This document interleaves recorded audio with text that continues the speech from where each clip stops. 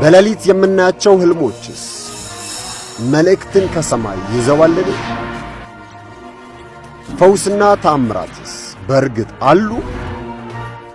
ሲድሮዝ ላለፉት 35 ዓመታት ይህንን እንግዳ የሆነውን የሌለ ተፈጥሮ ዓለም ሲፈልግና ሲዳስስ ኖሯል። ሲድሮዝ ይህ ልዕለ ተፈጥሮ ነው።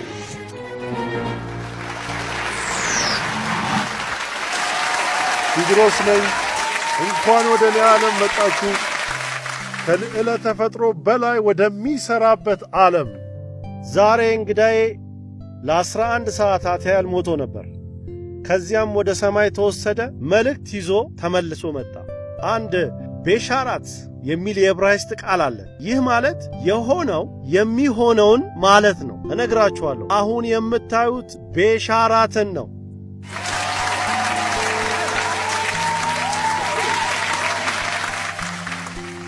እንግዳዬ ባለፉት ቀናቶች በደንብ አውቄዋለሁ። ጡረታ ያወጣ ፓይለት ነው። ብዙ ሰዓታትም በአየር ላይ አሳልፏል። ለምን ያህል ጊዜ ነበር? ከ27000 ሰዓታት በላይ። ለ27000 ሰዓታት። እርሱ መሲሁ ክርስቶስን የማያምን ነገር ግን ሚስቱ አማኝ ነበረች። እንዲህ ብልህ ተገቢ ነው? ያንተ አምላክ ቁሶች ናቸው። ቁሶች። አዎ ሲድ፣ እኔ በጣም ማፍርበት ጉዳይ ነው። እኔ ኖር የነበረው ልክ ነው ብዬ የማስበውን አሜሪካውያንና ካናዳውያን ሊኖሩት የሚፈልጉትን አይነት ህልም ነበረኝ። በስራዬ በጣም የተሳካልኝ ነኝ። የተሳካ ቢዝነስም አለኝ። እናም በኩለ ሌሊት እነቃለሁ እና የሆነ ጥማት ነበረኝ። ነገር ግን ያ ጥማት በገዛ ራሴ በሚመስለኝ ሐሳብ ተረጎምኩት። ማለቴ በጣም ፈጣን አውሮፕላን፣ ትልቅ መኪና እና ትልቅ ጀልባ እንዲኖረኝ እፈልጋለሁ አልኩኝ። እና አንድ ቀን ያ የእርሱ አምላክ የሆነው ሊናገረው ሲነሳ አንድ ያልተለመደ ነገር ሆነ።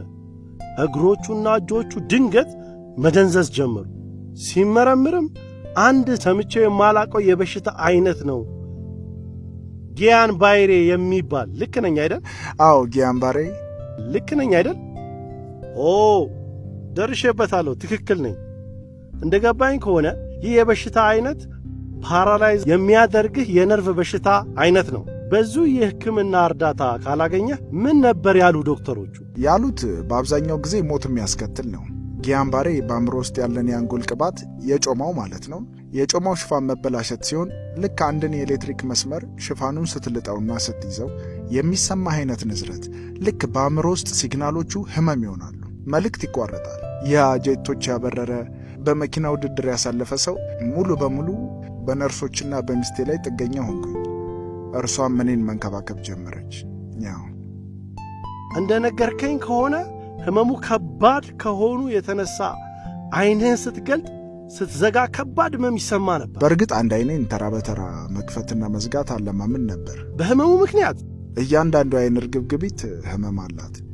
ህመሙ ደግሞ አይኔ ላይ ብቻ ሳይሆን መላው ሰውነቴን ነው።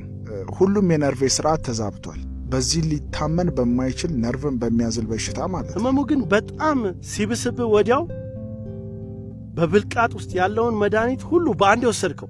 ማለቴ ለህይወት አደገኛ እንደነበር አላሰብክም ነበር? ታውቃለህ ሲድ፣ ያን በሂደት ነው የምትገነዘበው። ቅድሚያ ግን ትንሽ ተንፈስ የሚያደርገኝ ቢያንስ 2 ወይም 3 ሰዓታት ብቻ እንድተኛ እንዲያደርገኝ ምሽት ላይ ያለኝን መድኃኒት ሁሉ ወሰድኩት።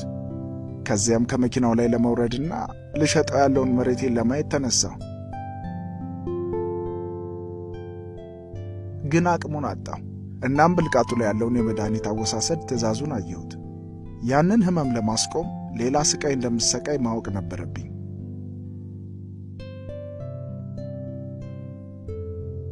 የመጨረሻውን ኪኒን ከወሰድኩ በኋላ በዚያ ምሽት ልክ ፊቴን ወደ ፀሐይዋ ዙሬ ነበር። ግን በአጋጣሚ እንጂ ሆነ ብዬ ያደረኩት አልነበረም። ወዲያውኑ እግሮቼን እሳት ውስጥ የገቡ ያህል በኃይል ማቃጠል ጀመረኝ። ከዚያም እጆቼና ጣቶቼ ጫፍ ላይ ማቃጠል ጀመሩ። ያ የማቃጠል ስሜት ወደ ክንዶቼ ብሎም ወደ ደረቴ መጣ።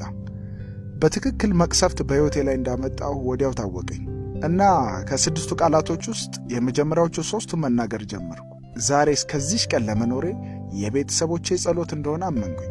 በዚያች በመጨረሻዋ የሕይወቴ ማብቂያ እስትንፋስ ላይ ያለው ቀና ብዬ ወደ ፀሐይዋ ተመለከትኩና አስታውሳለሁ እጄን ወደ ላይ ለማንሳት ሞከርኩ፣ ግን በጣም